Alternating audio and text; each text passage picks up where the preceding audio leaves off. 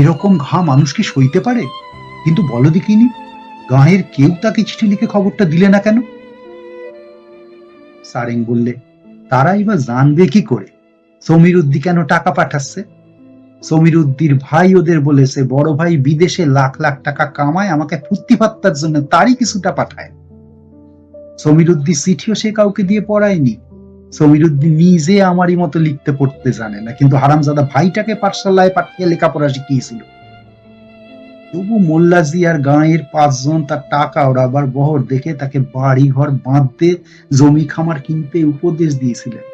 সে নাকি উত্তরে বলেছিল, বড় ভাই বিয়ে শাদী করে মিরকিন মুল্লুকে গেরস্থালি পেতেছে, এদেশে আর ফিরবে না। আর যদি ফেরেই বা, সঙ্গে নিয়ে আসবে লাখ টাকা, 3 দিনের ভিতর 10খানা বাড়ি হাঁকিয়ে দেবে।